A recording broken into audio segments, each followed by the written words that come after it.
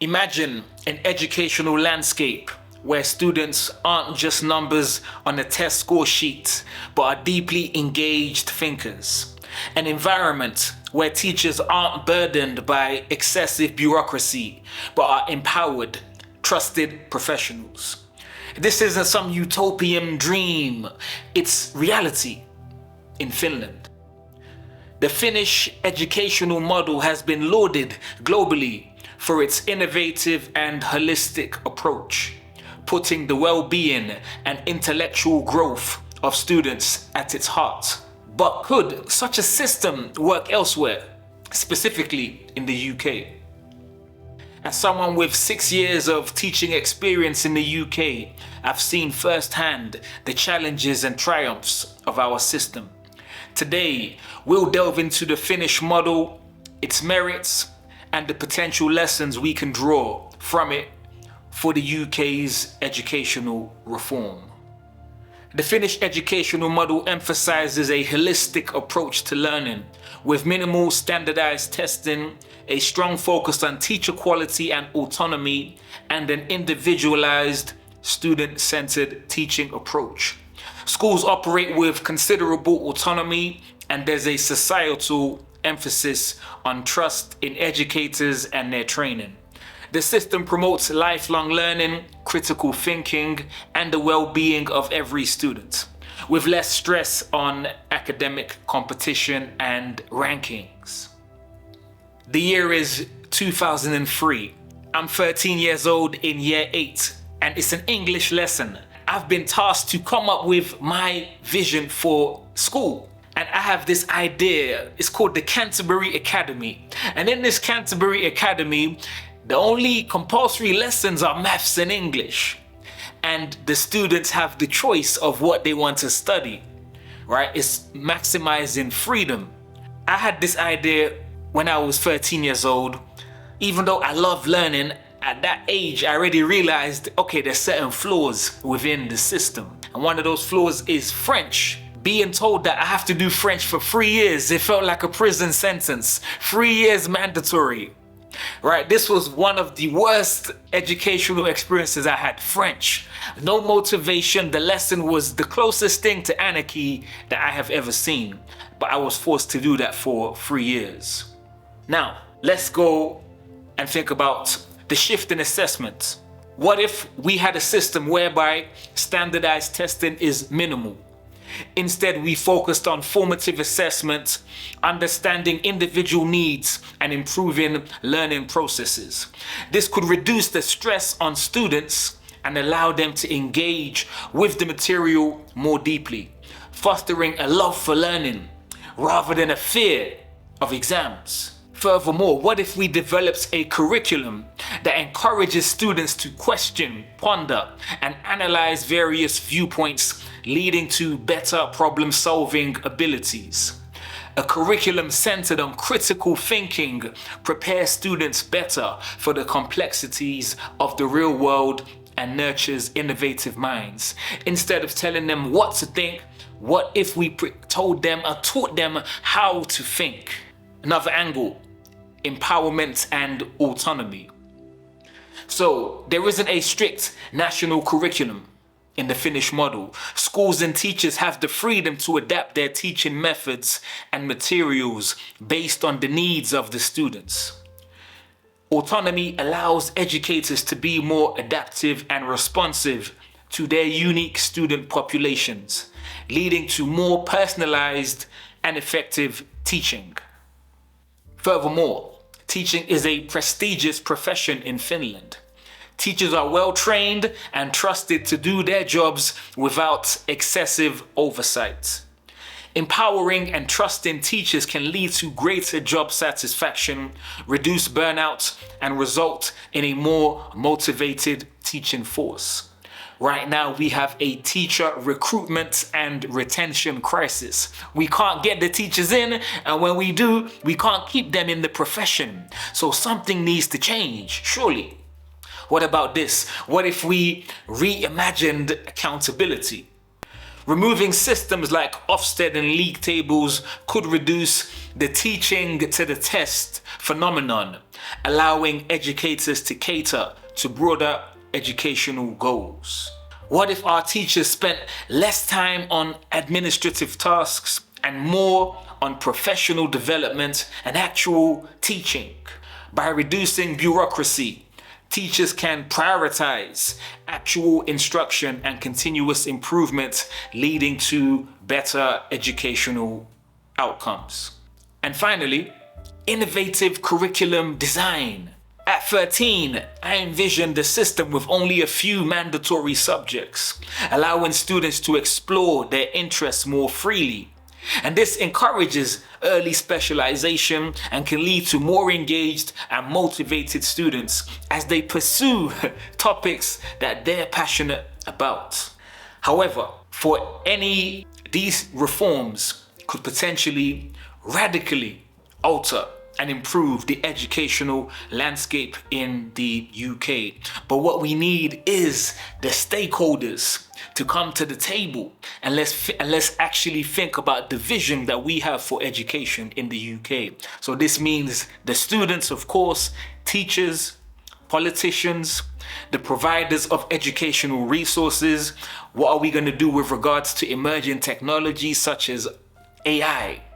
But definitely, if you ask me, something needs to change.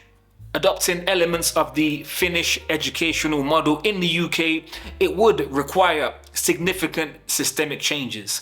Now, here are some of the potential challenges that the UK might face. Education is deeply rooted in national and local cultures. What works in Finland, a country with a relatively homogeneous population, might not translate directly to the UK's more diverse and complex socio-cultural landscape. Some reforms might need significant adjustments to be compatible with British values, traditions, and societal structures. Finland places a heavy emphasis on teacher education. All teachers in Finland are required to have a master's degree. The UK might need to revise its teacher training programs, which would require time, resources, and a shift in perspective regarding the teaching profession. Systemic inertia might be another challenge. The UK has a long-standing educational system with its own set of practices, norms, and institutions. Overhauling or even making significant changes to existing structures like Ofsted or the national curriculum would face resistance from various stakeholders. Speaking of stakeholders, stakeholder buy-in is going to be significant. Parents, teachers, administrators, policymakers, and even students, of course, have vested interests in the current system. Change can be unsettling, leading to resistance. Without clear communication and stakeholder involvement, reforms might face strong opposition. In terms of assessment and accountability, shifting away from a focus on exams and league tables to more formative assessment might be a challenging transition. The public, universities, and employers currently rely on these standardized measures. There would be a need to develop new mechanisms to gauge school and student performance and ensure they are widely accepted. Some challenges around decentralization. Giving more autonomy to schools and removing a national curriculum would mean that the state, for better or for worse, would have less control over education.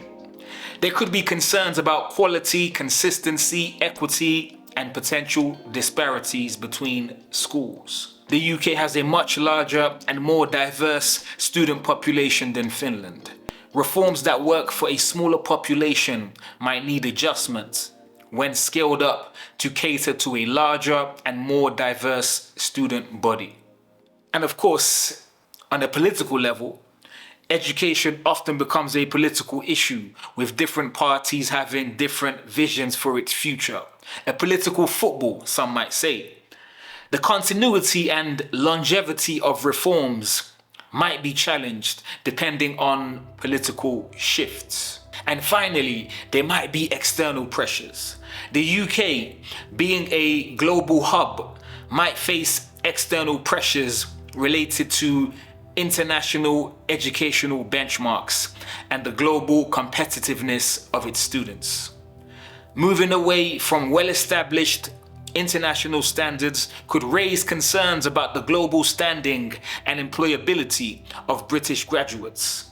For successful adoption, it would be crucial to not just copy the Finnish model, but to adapt it to the UK's context, considering its unique challenges, strengths, and needs. A-levels are too narrow and should be replaced with a 3-year baccalaureate that covers all academic, applied, and technical courses, according to a new report by EDSK Education think tank. As part of the proposed changes, all students would be required to study English and maths up to the age of 18, in line with other developed nations. Rather than narrowing choices down to 3 A-level subjects at the age of 16, the baccalaureate would allow students to retain more breadth in their studies and only gradually specialize over the 3-year program. The report says the dominance of A-levels in the English education system has relegated applied and technical courses to second-class status. Last year, 83% of schools and college leavers studied A-levels. Under the proposals, A-levels, BTECs, T-levels, and apprenticeships would be combined into the single baccalaureate, enabling students to mix and match courses which would be marked using the same grading and accountability system for all. Tom Richmond, EDSK director and former advisor at the Department for Education, said, given that A-levels were originally created to prevent students from specializing too early and only studying a narrow range of subjects, it is ironic that this famous qualification brand has never fulfilled this mission and might have made the situation even worse. No other developed country would describe studying just 3 subjects for 2 years as a gold standard. On the contrary, other major economies typically insist that students take around 6 to 8 subjects in their final years at school or college to ensure they receive a broad and balanced education. Richmond added, if the current government is serious about boosting technical education, it must end the political obsession with A-levels by introducing a baccalaureate that creates a level playing field for a broad range of rigorous academic, applied, and technical courses. Jeff Barton, the General Secretary of the Association of School and College Leaders, said, we do need to look again at A-levels as part of a wider review of qualifications and the curriculum. Whether that means scrapping them is a moot point, and there are arguments for and against. But what does need to be addressed is the fact that for far too long, vocational subjects and qualifications have been perceived as having less worth than academic subjects. What do you think about these proposals? What do you think about taking some lessons, taking a leaf from the Finnish? What are your suggestions? What are your experiences? Students, teachers, whoever, join the conversation. What changes would you suggest in order for us to reform and enhance the UK's education system? Oh, yes, of course. We can't ignore the elephant in the room. Private schools. Private schools confer unique advantages and contribute to class inequality and social immobility. 7% of people go to private schools, but Rishi Sunak's cabinet had 65% of private school attendees. Boris Johnson was the same. 64% of his cabinet went to private schools. This was a stark comparison with Theresa May, who only had 30%. David Cameron was about 50%. So these figures, it means that the ministers in the Prime Minister's cabinet are 9 times more likely to have attended a fee-paying school for all or part of their secondary education than the general population of which only 7% went to private schools.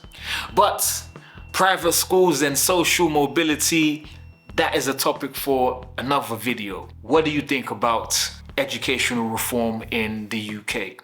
Like, share, subscribe. I'll catch you on the next one.